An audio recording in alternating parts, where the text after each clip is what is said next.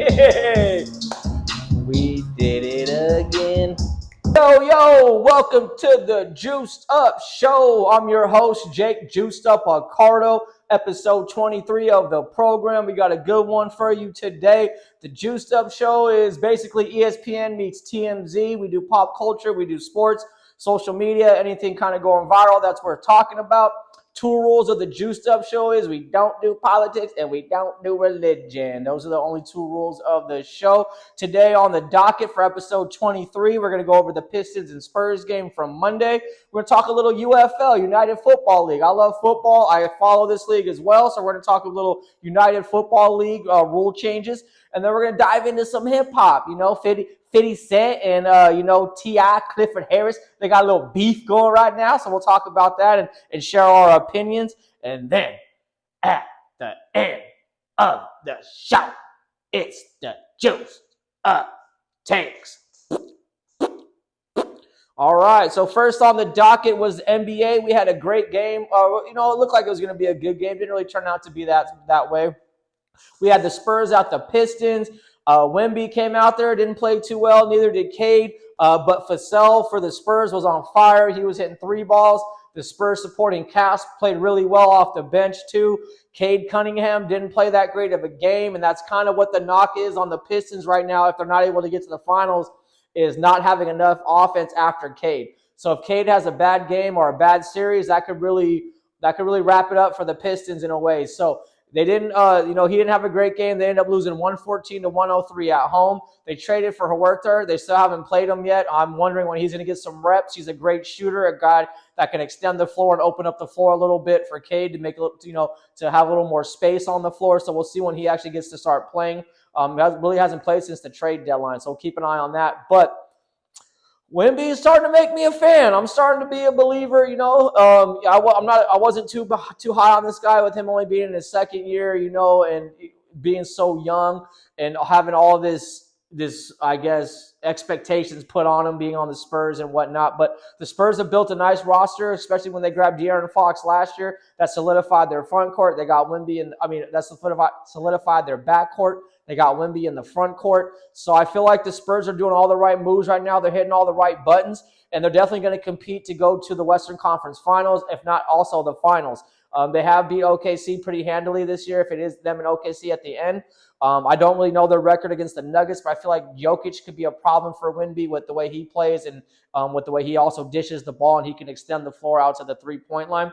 So we'll see how they match up against the Nuggets as well. Lakers won't be in it. So, it's really like a Spurs. I feel like it's Spurs, Nuggets, and Thunder are kind of the West, the class of the West, especially with the Rockets falling kind of back now with their defense in question and then a lot of drama around KD. So, yes, Pistons-Spurs game didn't turn out to be the greatest, but it was a good matchup of two good teams. It was worth watching, and we'll keep an eye out for them of how they finish out the season in these next, 25-plus games or so. All right, moving on to the UFL, United Football League.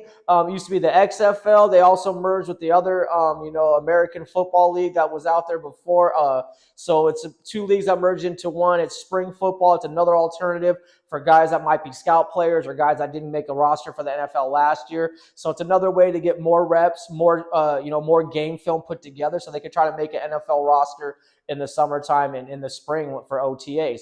I think this is a great league. I think it's a great alternative. They developed a lot of receivers. They've developed kickers. And I think the NFL needs to invest more into this because the NFL is really the only type of professional system that doesn't have a farm league or like a developmental league. NBA's got the G League. Then you have other alternative options in Europe. MLB obviously has like three different. They have single A, triple A, double A. I don't know if they got rid of one of those, but they might have got rid of single A. But they have various options for their developmental system. And then hockey, they even have like their other leagues that they use, like their semi-pro, I guess you can call them, stuff like that. Like here in Portland, we have the Winterhawks. In San Diego, we have the Gulls. So the NFL is really the only professional league that doesn't have a developmental system. So I feel like the NFL needs to invest more in the UFL. They do have NFL coaches coaching there. They also have some great head coaches that could be probably coordinators in the NFL, but just haven't wanted to make that jump yet. So one of the rule changes that recently came out with the UFL, they're always They're always trying to aspire to do more, just think outside the box with the rules. I love their onside kick rule. I wish the NFL would adapt it. It's basically the losing team goes for it on 4th and 10 on their side of the field. And if they don't get it, then the ball's out on their 35 and the other team gets the ball. I feel like that's the best option for an onside kick than what they're doing now. The odds of making an onside kick are like 3% or something like that. So I feel like the NFL needs to adapt their onside kick rules. But this new rule they just came up with was 60-yard field goals and beyond. Because the kicker, one of the kickers that came from, I think he's on the Lions now. Bates was his name. He's a pretty good kicker. He can boom some 60-yarders. But anyways, so 60-yard field goals and beyond are 4 points. If you're on if you cross the 50 and you're on the other team side of the field, you can no longer punt. So I feel like that's a great rule. It's going to create some excitement. Teams are going to have to decide to go for on 4th down or kick a long 4-point field goal. So it really, for coaching and play calling, it's really like big for 3rd downs. Once you get across the 50 onto the other team side of the field, it's like, okay, what are we going to call on 3rd down and what are we going to set up for 4th down if we're going to go for it? So there's a lot of strategics. There's some strategy that's going to go into it, some planning. And I think it's a great rule. Anything over, the 50 on the other team side of the field, no punting, 60-yard field goals are with 4 points. It makes the game really exciting. They don't do, if they do a PAT, it's like 33 yards back, or you can go for 2 or go for 3. So they have some exciting rules that I'd love to see the NFL maybe implement. The NFL did implement the kickoff rule. I'm not the biggest fan of it, but I also think special teams coordinators can get a little more creative with what they're doing out there on the kickoff. Maybe like you pull a guy from one side to another side or something, something along those lines, and get creative with these plays now if everyone's starting kind of at the same starting point. Like, why can't you run it like an offense, almost like a handoff play, some type of pitch play or pass back play? So I feel like with the new kickoff, some of these special teams coordinators in the NFL, they need to get a little more creative, get a little more, juice into it, get juiced up with these kickoffs. You know what I mean, man? To come up with some blocking schemes, some doubles, some backside blocks, something along those lines. So that's the UFL, United Football League. Their season will be starting on March 27th. 60-yard field goals and beyond will be 4 points in their league. And if you cross the other team's 50, you cannot kick a punt. You cannot punt. You either got to kick a field goal or you got to go for it. So I'm looking forward to watching them. And I really think people, nothing's going to compare to an NFL product, obviously, but it's football. It's actually really good football. Guys are fighting. They're not millionaires. They're fighting to get on a roster. So it's almost like college. These guys actually get paid less than some of these NIL players, which is wild. So it's, it's guys that they still have the love and the passion for the game. They're just trying to make it to the next level. So we'll see how they do. They switched up some of the cities that they're going to be in now. They're going to be in Orlando and Louisville this year.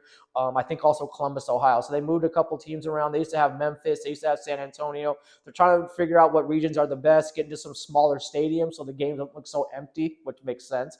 And we'll see how their season plays out. I'm looking forward to watching it. That was the UFL. All right, next up on the topics, 50 Cent, a.k.a.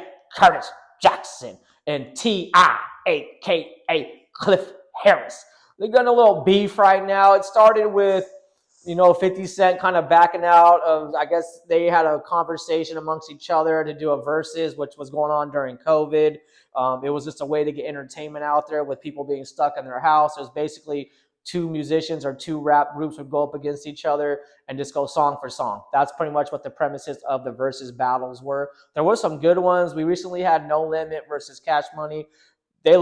Master P looked super old. Birdman looked super out of it and old. And they didn't even remember the lyrics of some of their songs, which was hilarious when I watched that one. So that's just kind of where the beef has started at. And now it's just spiraled into some crazy stuff.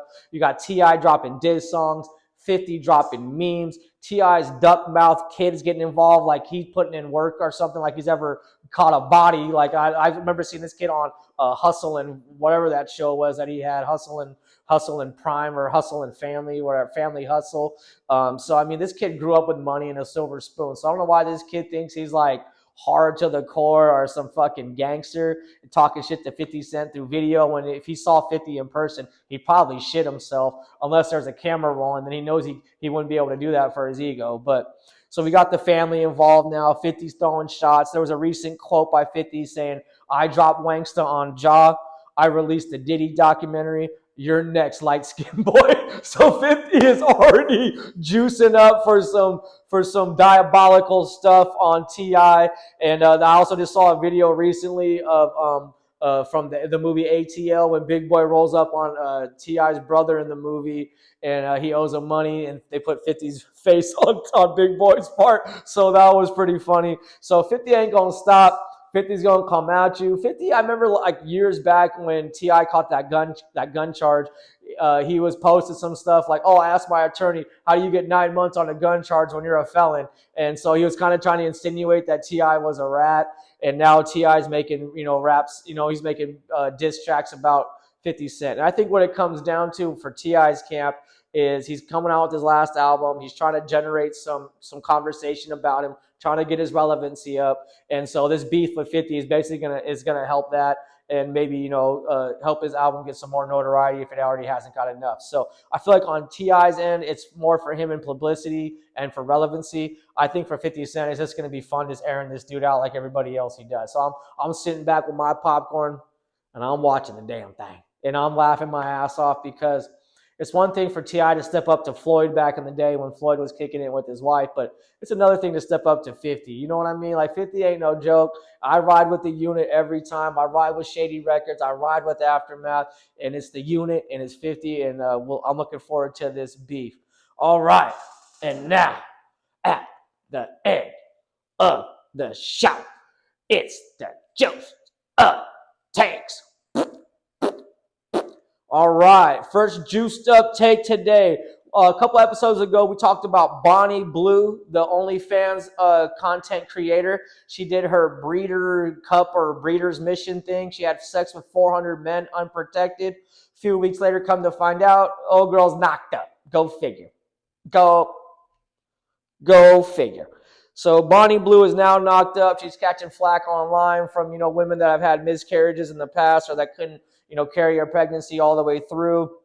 And I guess prior to her doing the gangbang, the 400 dudes, they did mouth swabs of each guy just in case this were to happen. So this was an expectation possibly, and they took precedent to, get everyone's mouth swabs. But we talked about being number 400, like if you were the number 400 and you had to follow all those cream pies, all the cream pies, like how do you, what if number 400 was the one that got her knocked up? Like, wouldn't that be the worst luck in the world? You draw number 400 to bang the chick, and then out of all the guys that nutted inside of her, you're the only one to get her pregnant. This sounds like some movie Twins type of shit where they put the sperm in the blender of all the different guys, and Arnold was the only one that got the best genetics, and then Danny DeVito got the shit. Like, this is what this feels like right now. Like, it feels like the movie Twins experiment. And so it's just funny to me. This chick ends up banging 4 guys unprotected, gets pregnant. So there are your odds, lady. 1 out of 400. Bang 400 guys, you're down to get pregnant by one of them. And that's our first juiced up take. All right, on a more serious note, I'm a little behind on this one, but we talked about mental health in the past on the show, using resources, asking for help, not being ashamed, not letting your pride get in the way. And unfortunately, the NFL and the NFL family lost Rondell Moore. I know this guy, he's pretty fairly new to the league, but he was a good receiver. He was pretty good. He held his own. He could definitely stay in the league and, make a lot of money until he had to retire. And unfortunately, he ended up, killing himself with a self-inflicted gunshot wound. He was found in a garage. So it just goes back to me saying again, man, yeah, life is hard for anybody. No matter how much money you have, money's not going to solve all your problems. It's not going to make everything go away. It might make your financial problems go away, but you still got to deal with everything else in your life. You know what I mean?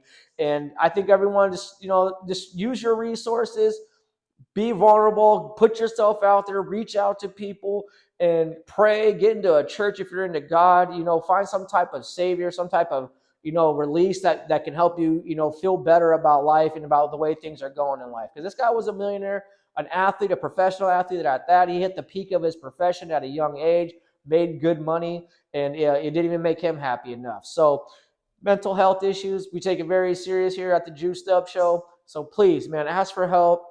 Reach out to people, do what you got to do. And that's just kind of, I'm going to always reinstate that every time we see stories like this, is don't be vulnerable. Don't be ashamed. Don't let your ego get in the way, and just reach out for help. And that's my second juiced up take today. We're talking about mental health. I hope you guys enjoyed the show. We'll be back with some more episodes, dropping some more content. I'm looking forward to it. and enjoy your evening. Have a great night. Thanks for watching. Make sure you hit likey, subscribey, make a comment, and then also share the video as well.